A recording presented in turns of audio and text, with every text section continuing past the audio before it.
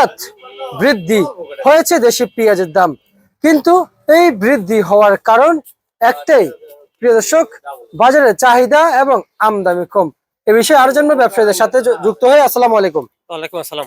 কেমন আছেন? আছি আলহামদুলিল্লাহ, ভালো আছি। নজরুল ভাই, ব্যবসা প্রতিষ্ঠান কেমন চলছে? আছে মোটামুটি ভালো আছে।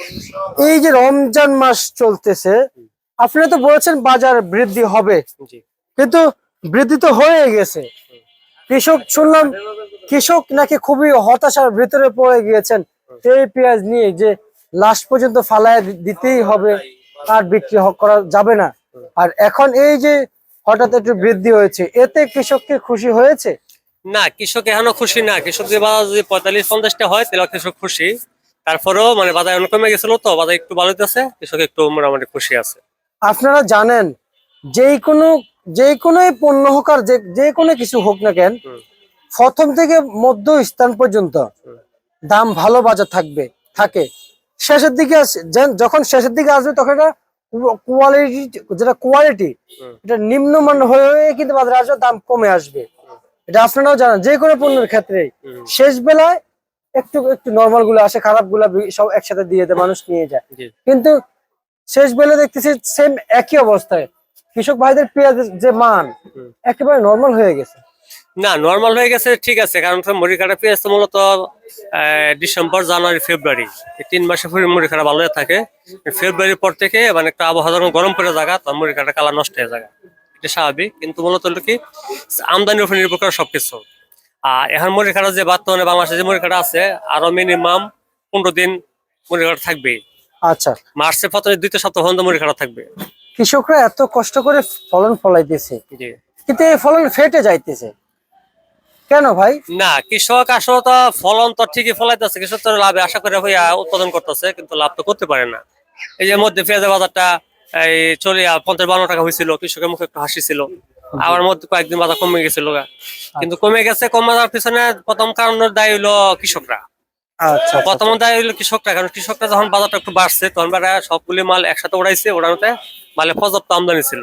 আমদানির কারণে বাজার কমে গেছিল। বাজার কি আর একটু বৃদ্ধি হবে? হ্যাঁ, একটু বাড়বে।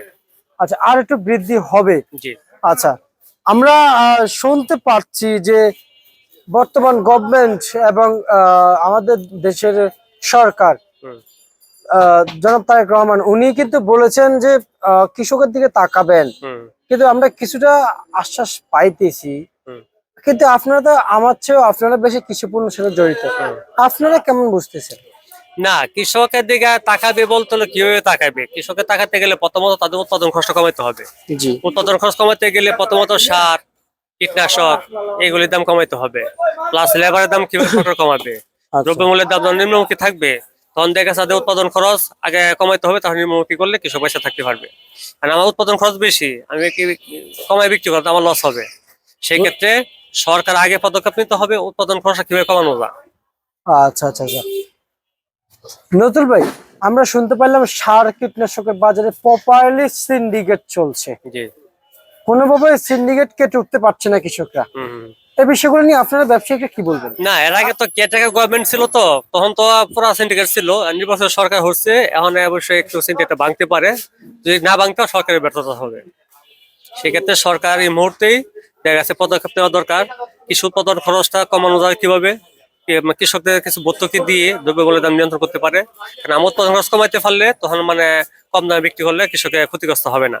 তখন দেখা গেছে কৃষক উৎপাদন খরচ বেশি আর কম দামে বিক্রি করলে তো কৃষকের ক্ষতিগ্রস্ত হবে। সেক্ষেত্রে প্রথমত প্রায়োরিটি দিতে হবে কৃষককে। কৃষি উৎপাদন খরচ কত হয়েছে আর কত বিক্রি করতে পারবো, ওইটা আগে দেখতে হবে। আচ্ছা আচ্ছা আচ্ছা আচ্ছা। কিন্তু আমরা তো উৎপাদন খরচ ছাড়া যখন পেঁয়াজ বিক্রি করতে কৃষকরা আসে, উৎপাদন খরচ সহকারে চাইলে মার্কেটে আরো কম দামে বিক্রি হয়, জি, তাই না? এগুলো তো সরকারের দেখা উচিত, সরকারের মন্ত্রণালয়গুলো যেগুলো আছে এগুলো দেখা এই মন্ত্রণালয়গুলো কৃষকদের দেখবে। কৃষি মন্ত্রণালয় প্রতিষ্ঠিত হয়েছে কেন ভাই?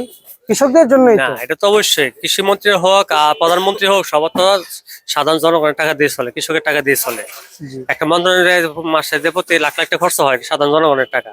কিন্তু সরকার, নির্বাচিত সরকার দেখতে হবে কৃষকের বাঁচা রাখতে হবে, সাধারণ জনগণের বাঁচা রাখতে হবে, একটা মিডলম্যান হিসেবে কাজ করতে হবে। দেখা গেছে কি, আমার কৃষককে বাঁচাতে গেলে উৎপাদন খরচ আমার হলো 50 টাকা, বিক্রি হলো 30 টাকা, কৃষক নষ্ট ক্ষতিগ্রস্ত হবে।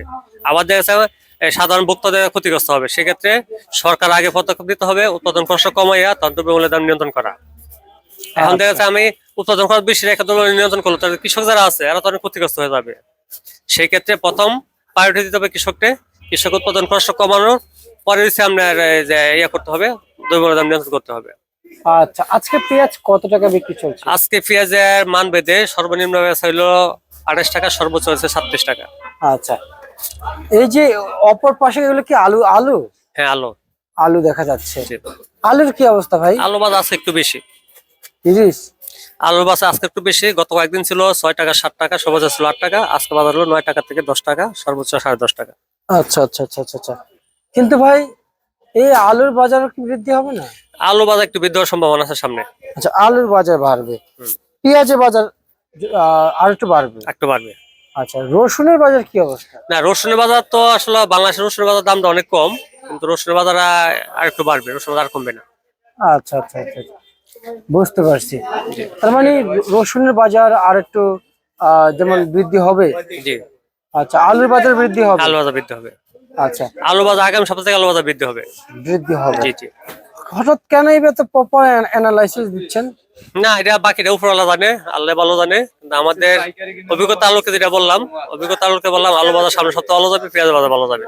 পেঁয়াজ বাজার আজকে থেকে কালকে 1-2 টাকা বেশি যাবে। ডে বাই ডে 1-2 টাকা পেঁয়াজ বাজার বাড়বে, এখন আর কমবে না। বাজার বাড়বে, জি। বাজার কমবে না। না না, আপাতত কমবে না। আচ্ছা নজরুল ভাই, এই পেঁয়াজের ভাজার যে তালিকা রয়েছে, জি এই বাজারে যথেষ্ট পরিমাণ ধৈর্য ধরে আছে কৃষকরা, জি। যে আসলে বাজার কোন দিকে যাচ্ছে আমরা একটু দেখি। হুম হুম। তাদের ভিতরে কোনো চিল্লাপালা নাই, কোনোটা কান্নাকাটি নেই, কিছু নেই, চুপচাপ মার্কেটে পেঁয়াজ নিয়ে আসছে হুম আর দেখতেছে, আসতেছে যাইতেছে, দেখতেছে মার্কেট কই যাইতেছে। হুম হুম। তা আসলে তাদের কৃষকদের মতো অসহায় কি আর কেউ আছে? না, কৃষকরা এই বছর, কৃষকরাই বলেন আর ব্যবসায়ীরা বলেন, সবাই নীরবে কান্না করে, কান্নারা প্রকাশ করতে পারতেছে না। প্রত্যেকটা ব্যাপারী কিন্তু গত কয়েকদিনে বহুটা লস হয়েছে। যে বাজার ছিল 55 টাকা, সেই বাজার এসে হচ্ছে 20 টাকা, 22 টাকা, 25 টাকা। মানে পুঁজি অর্ধেক শেষ। এক লোকের যে 5 লাখ টাকা পুঁজি নামছে, তা পুঁজি গেছে 2 লাখ 2.5 লাখ টাকা। তাহলে প্রত্যেকটা কৃষক হোক আর প্রত্যেকটা ব্যাপারী হোক, সবাই নীরবে কান্না করছে। এখন দেখা গেছে এই যে গত কয়েকদিন যাবত যে বাজারটা একটু বাড়ছে, তখন ব্যাপারীরা কিছু লাভ হইতেছে, কৃষকরা একটু মুখে হাসি ফুটবে।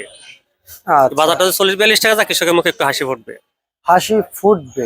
সম্ভাবনা আছে হাসি ফোটার, কারণ বাজার একটু বাড়ার সম্ভাবনা আছে। সেই হিসাবে মনে হচ্ছে কৃষকের যদি মুহূর্তে মাল আস্তে আস্তে উঠা, আরো সময় আছে, আরো মিনিমাম 15 দিন মতো বাজার ভালো থাকবে। আচ্ছা আচ্ছা। আর নজরুল ভাই, হুম। আজকে চলমান বাজারে জি। যে মূল্য তালিকা গুলো বলেছেন, এগুলো কি জি। আজকের জন্য? আজকের জন্য, কালকে বাজার একটু বাড়বে, কমবে না। আর একটু বাড়বে? জি জি। ঠিক আছে নজরুল ভাই, আপনাকে অসংখ্য অসংখ্য ধন্যবাদ।